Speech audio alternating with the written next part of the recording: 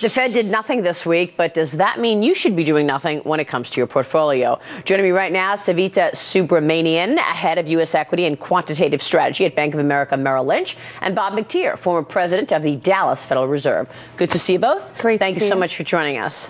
Appreciate it. So, Savita, we kicked off a new month on Friday after a very strong October. First, are these markets feeling at all like bubble mentality to you, or do you think the rest of the year is as strong as we've seen the first 10 months? You know, I think we could see a strong finish. So certain areas of the market feel a little bubbly to me, but I still think that the market could continue to see upside risk, because my sense is that the world is still under allocated to equities. And I think we're still working through the shift out of bonds into equities, but there's a lot more to go. So I'm actually optimistic for the rest of the year, and for, you know, further out, 2014 I think could be a good year for equities yet again. So, Bob, this week we saw the Federal Reserve stand pat with the bond buying program, $85 billion of bond buying every month. Do you think that was the right thing to do, and are you at all concerned about the Fed's strategy of this easy money? Well, I think they missed their last best chance in September to start a taper, because they've said it's data dependent, and the data is not cooperating with them. And we also will probably have another issue with the debt ceiling and the and expenditures early next year. So I don't think they're going to be able to start tapering at least until next April or so. Whether it's a good idea, you know, quantitative easing saved our cookies in 2008 and early 2009. QE2 was very helpful in 2010. Then we had that 18-month break from expansion of the balance sheet under Operation Twist, and now we have QE3 for a year.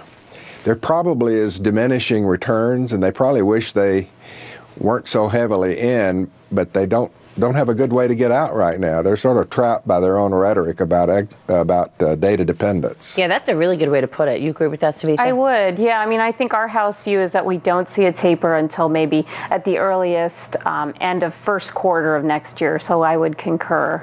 What about earnings? I mean, here we are, you know, in the third quarter earnings reporting season. Yep. Not so bad. What's your take so far on earnings? Yeah, like you said, I don't think it's that bad. I think we're actually starting to see some signs of strength in areas that we haven't seen strengthen. For example, if you look at companies with exposure to Europe, there have been significant positive surprises in technology, in industrials, in areas of the market where, you know, management was marking down expectations because Europe was in a recession. I think that that's been, you know, a surprising area of strength over the last couple of quarters that could continue. I do think, though, if we see the economic recovery we're all expecting, you know, signs that the Fed can actually start to taper, it's time to think about buying the more economically sensitive sectors of the market. So, for example, the inexpensive industrials, the inexpensive technology stocks that have some exposure to a GDP recovery. And you do think they're inexpensive, and you're not worried about valuations? I'm not worried about valuations for GDP-sensitive stocks. Where I worry about valuations are the high-yielding, the bond-like stocks. Bob, are you seeing any impact of Obamacare on the economy? A lot of talk, obviously, about the glitches, but how much economic growth do you expect that we'll see next year, and how does the healthcare legislation play into that? Well, everything's anecdotal. Of course, life is anecdotal. It's got to be hurting. You know, the University of Michigan Index of Consumer Sentiment dropped 4 whole percentage points in the last month. Employment growth is weak, and I've got to believe a lot of that is the uncertainty surrounding Obamacare.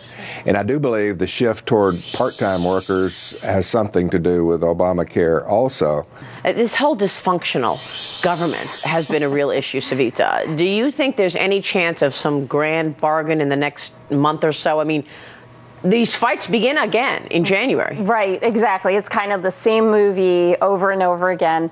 You know, if anything, I'm optimistic about Washington, because I think that what we've seen is the polls are suggesting that the American public is sick of, kind of brinkmanship and these sort of political games that are stymieing growth, they're stymieing progress, and they're just kind of, putting a cap on anything interesting that could happen in the United States economy. We're just seeing more of the same play out over and over again. I think that politicians have got to be aware of this at this point. You would think. And, start to come together. The guys who look like heroes are, the guys on either side of the aisle that are saying, let's cooperate instead of, moving further away from each other. So I'm optimistic. Yes, go ahead, Bob. One good thing we have going for us is the continuation of the sequester. It gets more and more painful as time passes, so that can provide an incentive, I think, to bring people together to have a package that at least loosens up on the arbitrariness of that. Bob, good to have you on the program. Thanks so much. Thank you. Bob McTeer, Savita Subramanian, good to have you on the program. Thank you so much. Great Appreciate it.